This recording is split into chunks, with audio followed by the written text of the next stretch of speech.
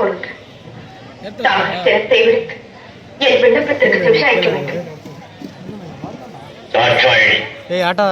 அனைத்து உணர்ந்தவள் ஆத்திரப்படும்படி ஏதும் கேட்க மாட்டா என்பது எனக்கு தெரியும். பிள்ளைகள் வளர்ந்து ஆளாகிவிட்டால் பெற்றோர்களுக்கு கட்டுப்பட்டவர்கள் தான். ஆண் பிள்ளையாக இருந்தால் அந்திய காலம் வரை பெற்றோருக்கு கட்டுப்பட்டவன்.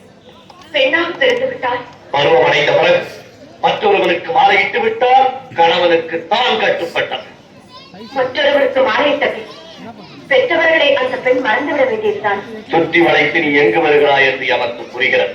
சுருக்கமாக சொல். கோபப்பட்டு விடாதீர்கள். மறுமுறையும் மன்றாடி கேட்டுக் கொள்கிறேன். என்ன கேட்கப் போகிறாய்? என் தந்தை தட்சன் நடத்தும் யாகத்திற்கு சென்று வர வேண்டும் என்று மனசு தோன்றுகிறது. உத்தரவு கொடுப்பீர்களா? பிறந்த வீட்டிற்கும் புகுந்த இடத்திற்கும் விரோதம் ஏற்பட்ட பிறகு பெண்ணாக பிறந்தவள் இருப்பதை விட இறப்பதே வேறு. தந்தையின் பாகம் என்னையும் மீறும் அளவுக்கு வந்துவிட்டது. தவறுதான், என்னை மன்னியுங்கள். சென்று வர உத்தரவிடுங்கள். விதி உன்னிடமும் விளையாடுகிறது.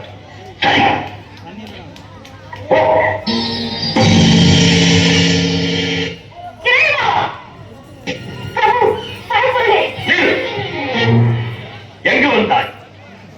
எதற்காக வந்தாய்? எந்த முகத்தோடு என்னை பார்க்க வந்தாய்? என்னை மன்னித்து விடுங்கள். பெண் குத்தி பின் குத்தி என்ற சொல்லுக்கு இலக்கணம் கண்டுவிட்டேன். மாசத்திற்காக சென்று பலனை அனுபவித்து விட்டேன். போதும் நாள்பட்டு அனைத்து மருந்து அடியாரை ஏற்றுக்கொள்ளும். என்னோடு சேர்ந்து வாழும் பாக்கியம் இனி உனக்கு கிடையாது. சோதித்தது போதும்.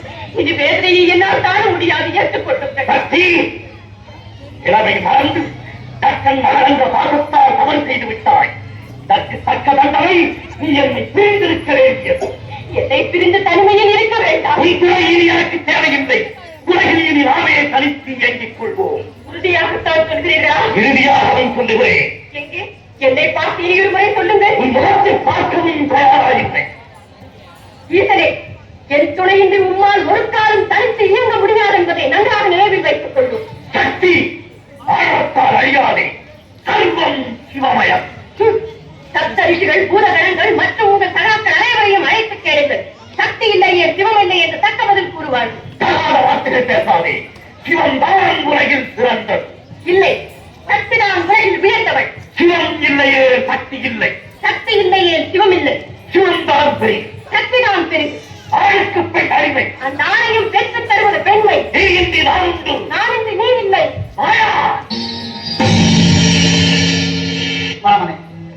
அறிந்தும் அறியாதவர் போல் எதற்காக இந்த நாடகம் ஆடுகிறது?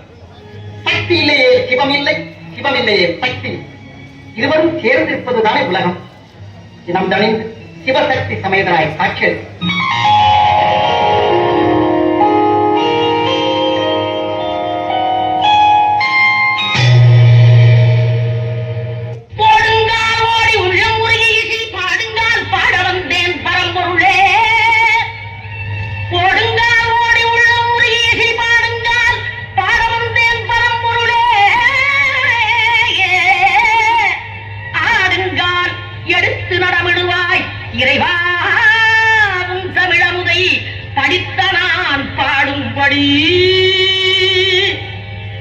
தமிழமுதை படித்த நான் பாடும்படி